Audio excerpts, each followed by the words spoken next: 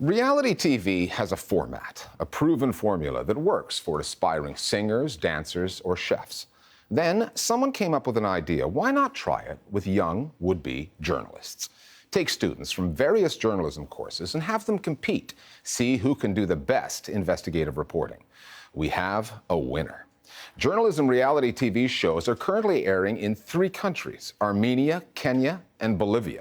They offer young reporters the practical training their studies may lack, and they remind viewers, at a time when trust in the media is at an all-time low, of the importance of investigative journalism in any democracy. The Listening Post's Johanna Husnow on Journalism Reality TV.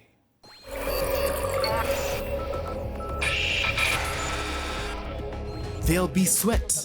I am really sweating. There'll be tears. And certainly, there'll be drama. Kenya's top story. Պայքարը խոստանում է հետաքրքիր լինել ու թող հաղթի լավագույն. Armenia's journalistic battles. Van a investigar casos o hechos para narrarlos en un reportaje que usted va a ver. Bolivia's primera plana. Reality TV or hard-hitting investigative journalism. In the beginning, I think there was a lot of, why are you trying to bring us a reality TV show and dilute what journalism actually is? Could we ask you a few questions at the moment? But when you think about it, the reality TV bit goes behind the scenes and unpacks what it takes to put together a broadcast. We have talked to Carol, and she's given us a lead. And I think that's the excitement. You're putting in a bit of color, you're making it a lot more fun. This week, the competition starts on the dance floor to get the contestants' energy going. We wanted to make this program accessible to people, so you don't have to think too hard. We also wanted to show them that it's possible to do some really serious journalism that a lot of people will be able to follow and understand. Multimedia University has found only 2 sources. Time is running out. And that mix of journalism, reality, entertainment for us works really well. Many societies in this world are not educated, they are superficial, they are not interested in facts, in solid information. So if the audience requires entertainment to pass them true and interesting and helpful information, then I'm ready to do that, even if we are criticized that this is not serious.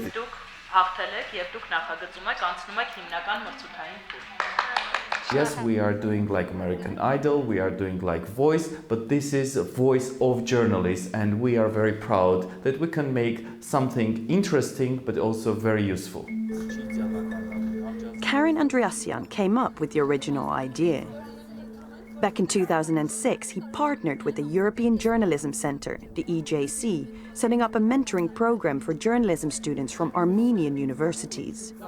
Students would battle it out to produce the best piece of investigative journalism about mocked-up crimes, at this stage, off the air. With the help of the EJC, the competition was then exported to universities in Bolivia and Kenya, where former BBC Africa editor Joseph Arungu saw scope for a TV show. The 3 programs are now regular fixtures on their country's airwaves. It's a format that has remained largely the same on air as it was off air, with one big difference. The stories the journalists are now tracking are no longer made up, providing the students with real life experience they might not pick up in the classroom. Obviously, it's extremely important that we have that space for journalists to learn an academic approach. But many young journalists tell me that their programs are not really skills orientated, and that they welcome the opportunity to be mentored by working journalists. So what's the first thing you see at the top of the story? The headline. We hope that we're providing, just a little bit extra that universities can't give them before they really hit the newsroom. The story. Given where we're at with fake news, it's really important to have a program like Top Story or a mentorship scheme like that, because these are the people we are relying on now and in the future to be able to distinguish what is true and what is false. How come? I will never hand or pushing. But you're a police officer and this case has been reported. And we really focus on some very key and basic skills, like interviewing skills. How do you find the right people to interview? How do you conduct your interview? Thank you. Before you go, the last question. Is there any form of compensation? How do you do it professionally and ethically? Those are the skills the Top Story has been trying to impart on these journalists and also members of the audience. It seems to be working for the students, but also for the public. A study by the EJC found that Kenya's Top Story had a significant impact on the media literacy of its audience, improving public understanding of the crucial role investigative journalism can play in promoting accountability and good governance. Some say it's also really helped open up the space for investigative journalism in countries where it had previously been limited. Investigative journalism, especially now, is probably the most necessary type of journalism that we need.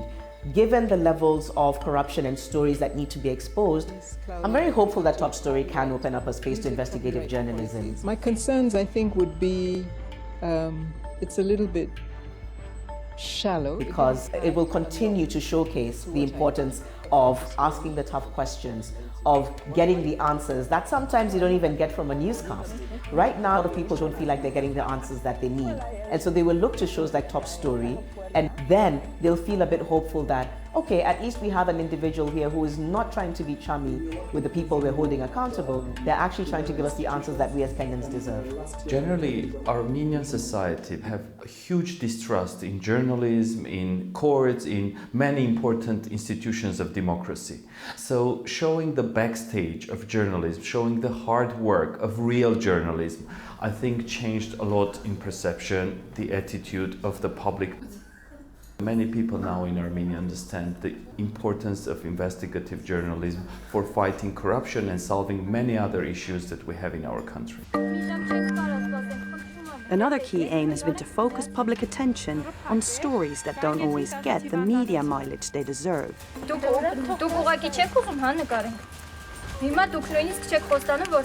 Stories about corruption that are often deemed too politically sensitive, or topics like health or development. But the big question remains, will this water problem in Nairobi come to an end anytime soon? Stories that don't generate that many clicks or likes. But reporting the underreported can come at a cost. Both the shows and those competing have found themselves in trouble when their reality TV experiment has come up against political realities. Top Story has not been smooth sailing. We've had some challenges. We premiered it on the main channel owned by the government, the Kenya Broadcasting Corporation. One time they called us up and said, look, we've previewed this episode, which is talking about this particular governor, very powerful person. And the KBC said, no, sorry, we have to cut out this bit. And I stood my ground and said no. And eventually we had to move that whole Top Story to another station who are a lot more bolder, who are commercial, who are very good at investigative journalism. So there are some risks and there are some challenges like that. Over in Armenia, it's worse. Journalistic Battles, currently airing on the public broadcaster, hasn't yet been censored by editorial overseers. But 3 contestants from season 1 are currently facing criminal charges over a story they investigated about hospital corruption.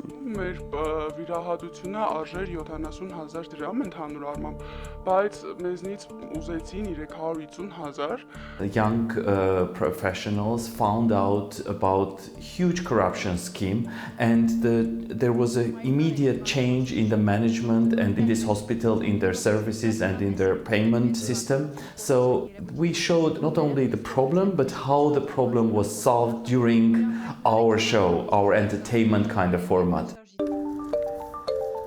The show's producers say they're doing all they can to support the journalists in question. And if anything, rather than back off, incidents like these have actually emboldened the program makers to keep fighting their journalistic battles.